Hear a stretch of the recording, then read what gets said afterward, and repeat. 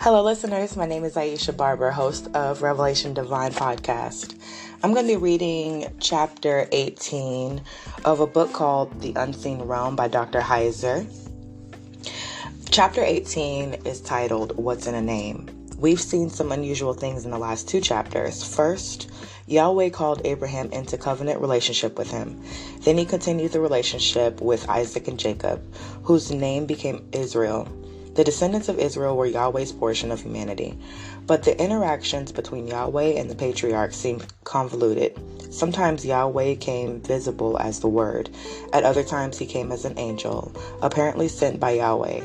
Still other times there was only Yahweh in human form, without any descriptive label. The language created questions about whether Israelites affirmed or denied omnipresence, and about their conception of Yahweh's identity. In this chapter, we'll be introduced to another expression for Yahweh. It's used in several passages, making it clear that the biblical writers conceived of two Yahwehs, one invisible and always present in the spiritual realm, the heavens, the other brought forth to interact with humanity on earth, most typically a man, that there must be two indicated by their simultaneous presence in some familiar stories, like the burning bush. The story of the Exodus from Egypt really begins in chapter 3 of the book by that name. Moses' encounter with God at the burning bush has been etched into our minds by Sunday school teachers, ministers, and of course, Cecil B. DeMille's epic film, The Ten Commandments. But there's something you may have never noticed about the bush. Hollywood certainly missed it. And Moses was a shepherd with the flock of Jethro, his father-in-law, the priest of Midian, and he led the flock to the west of the desert. And he came back to the mountain of God, to Horeb. The angel of Yahweh appeared to him in a flame of fire from the midst of a bush. And he looked, and there was the bush burning with fire, but the bush was not being consumed. And Moses said, "Let me turn aside and see this great sight. Why does the bush not burn up?" And Yahweh saw that he turned aside to see, and God called to him from the midst of the bush, and he said, "Moses, Moses." He said, "Here I am." And he said, "You must not come near to here. Take off your sandals from your feet, because the place on which you're standing, it is holy ground." And he said, "I am the God of your father, the God of Abraham, the God of Isaac, and the God of Jacob." And Moses hid his face because he was afraid of looking at God. Exodus 3, 1-6. The text quite clearly states that the angel of Yahweh was in the bush, verse 2.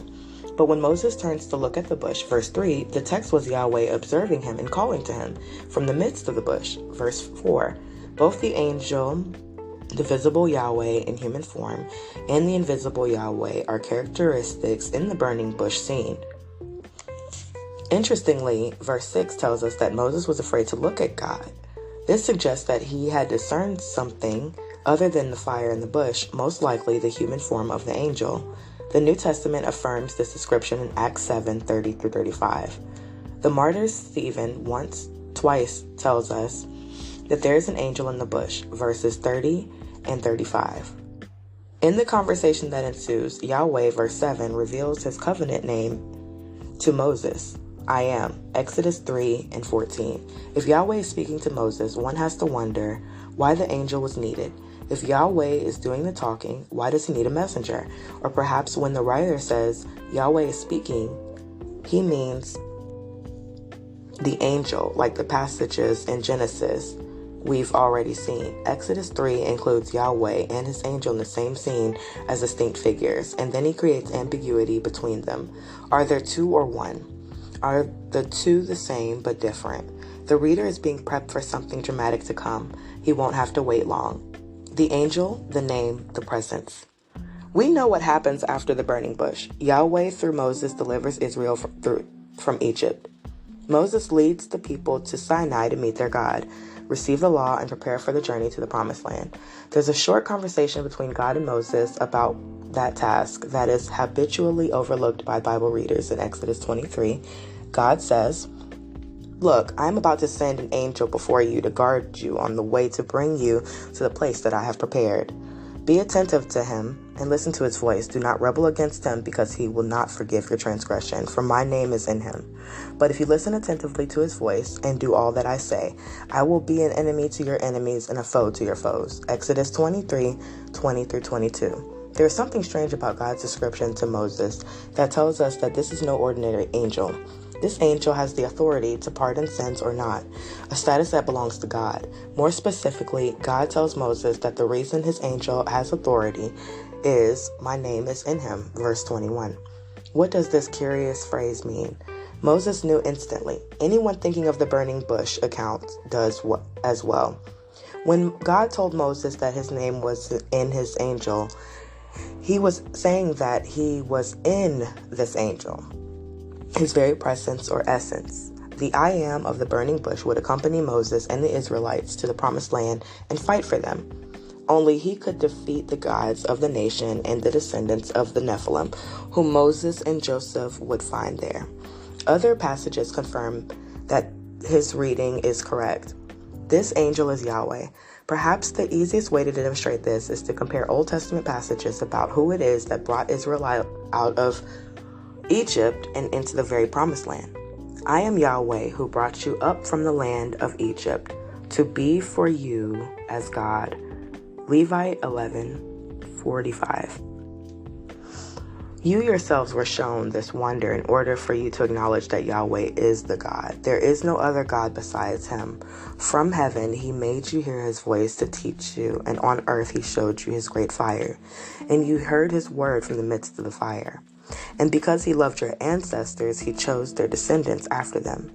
And he brought you forth from Egypt with his own presence by his strength, to drive out nations greater and far numerous than you from before you, to bring you and give you to their land as an inheritance, as it is this day. Deuteronomy 4:35-38. Yahweh our God brought us and our ancestors from the land of Egypt, from the house of slavery, and did these great signs before our eyes. He protected us along the entire way that we went, and among the people through those midst we passed. And Yahweh drove out all the people before us. Josh 24:17-18. And the angel of Yahweh went up from Gilgal to Bochum and said, I brought you up from Egypt, and I brought you to the land that I promised to your ancestors. Judges 2:1. These passages interchange Yahweh, the angel of Yahweh, and the presence, panim, of God as the identity of the divine deliverer from Israel from Egypt. There weren't three different deliveries. They are all the same. One of them, the angel, takes human form, if Deuteronomy 4:37 is read in light of Exodus 23:20-23. Then the presence of the angel are co-identified. This makes good sense in view of the meaning of the name, which is in the angel. The name. Some readers with Jewish friends or a Jewish background know that even today the phrase the name, Hashem, is used by many Jews in the place of the divine name, Yahweh. The biblical passages we've seen above show that there's biblical precedence for the practice. In other passages, the name functions as a substitute word for Yahweh. In several, the name is personified. The name is a person. Isaiah 30:27-28 is quite striking in this regard. Look, the name of Yahweh comes from afar, burning with his anger and heaviness of a cloud. His lips are full of indignation, and his tongue is like a devouring fire. And his breath is like an overflowing river. It reaches up to the neck. The name is clearly cast as an entity, as Yahweh himself in this text, in Psalm 21, verse 1 and verse 7. This is explicit. May Yahweh answer you in the day of trouble. May the name of Jacob's God protect you. Some boast in chariots and others in horses, but we boast in the name of Yahweh, our God. How is it that the psalmist would pray that the name protect anyone? Israelites wouldn't get much protection from a string of consonants. Y, H, W, H. The point of the psalm is that trusting in the name means trusting in Yahweh himself. He is the name. Deuteronomy has a lot to say about the name, especially with respect to the name being the very presence of God that will ride in the tabernacle, the holy city, and eventually the temple. Deuteronomy 12 is representative. Note the emphasis that I will state in bold. You must completely demolish all of the places there where they serve their gods, that is, the nations whom you are about to dispossess.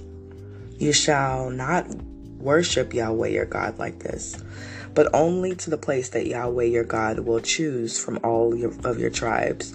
To place his name there as his dwelling shall you seek, and there you shall go. And then in the place that Yahweh your God will choose to let his name dwell there, you shall bring up all the things that I am commanding you. Deuteronomy 12, verse 2, verses 4 through 5, and verse 11. The commander of Yahweh's army. Readers that may have already anticipated that the angel in whom Yahweh's name, his presence, dwells can be identified as the mysterious figure encountered by Joshua just before the wars of conquest. I would agree. Here's the passage in Joshua 5.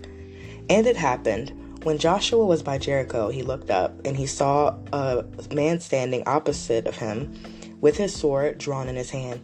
And Joshua went over to him and said, Are you with us, or with our adversaries? And he said, Neither. I have come now as the commander of Yahweh's army. And Joshua fell to his face on the earth, and he bowed down and said to him, What is my Lord commanding his servant? The commander of Yahweh's army said to Joshua, Take off your sandals from your feet, for the place where you are standing is holy. And Joshua did so. Josh 5, verses 13 through 15. An important clue to identifying this man as the angel of Yahweh is the drawn sword in his hand. The Hebrew phrase here occurs by two other times. Numbers 22 and 23 and 1 Chronicles 21 and 16 both explicitly name the angel of Yahweh as the one with the drawn sword in his hand. The connection is unmistakable on two other accounts. Joshua bows to the man, an instinctive reaction to the divine presence. The commander orders Joshua to take off your sandals from your feet, for the place you are standing is holy. The wording comes from Exodus 3 and 5, the burning bush passage. The angel of Yahweh was in that bush as well.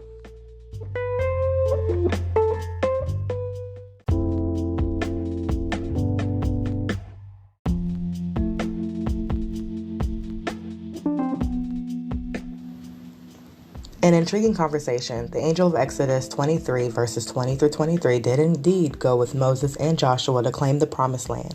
In the wake of Joshua's death, however, Israel failed to complete the task. The angel of Yahweh appeared in Judges 2, bringing news no one wanted to hear.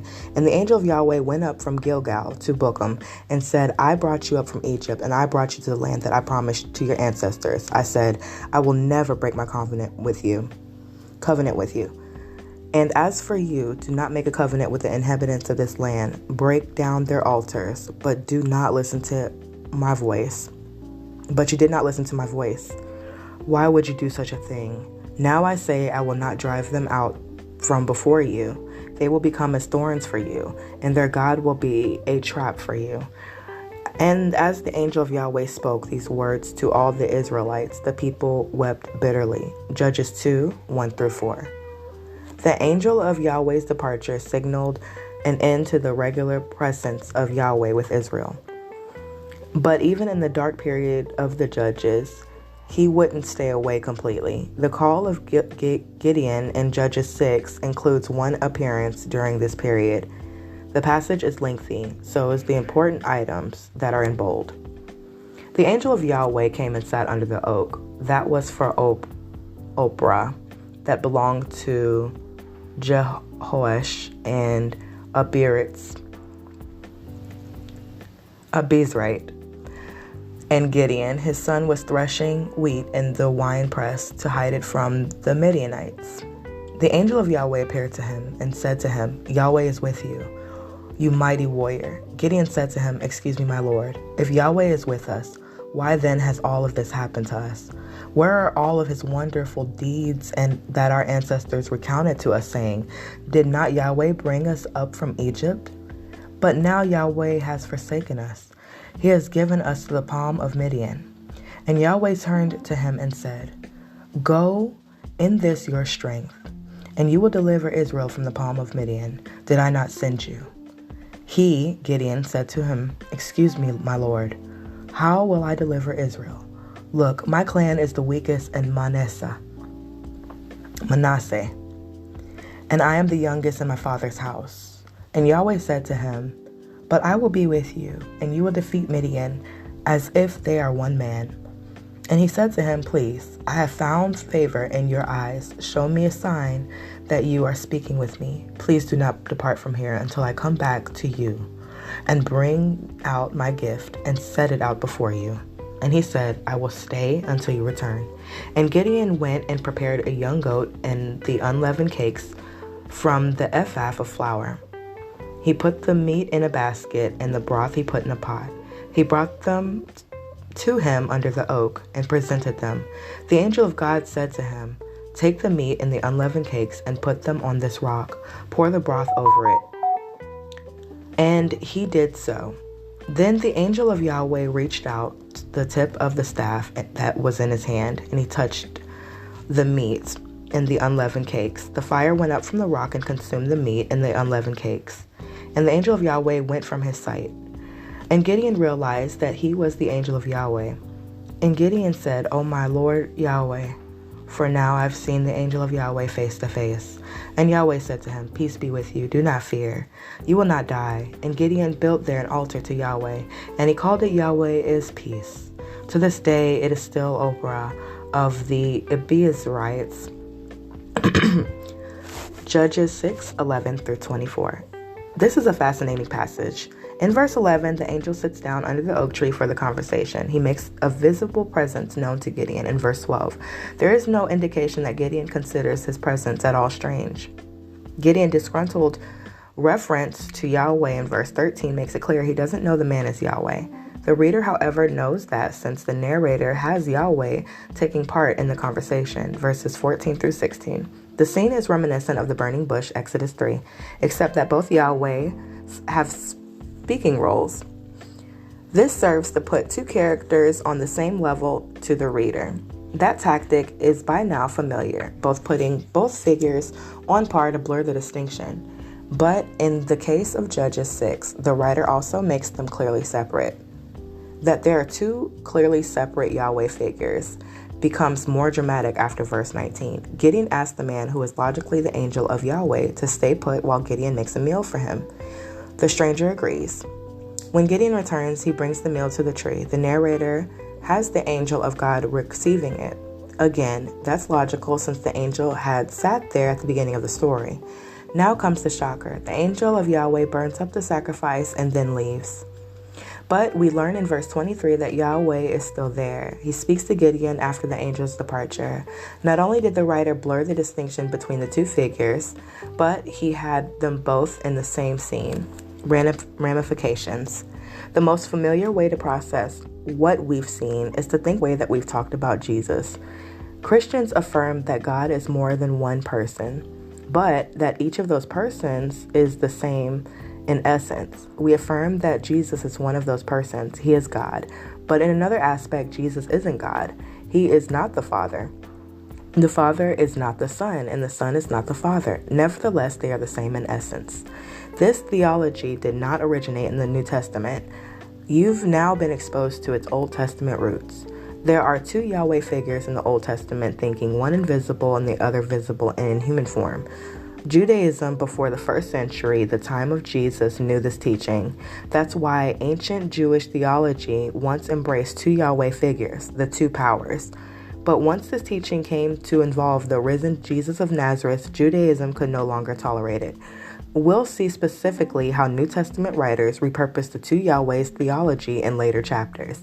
For now, we need to pay a visit to Sinai. Yahweh needs to lay down the law with the help of his angel and the divine council.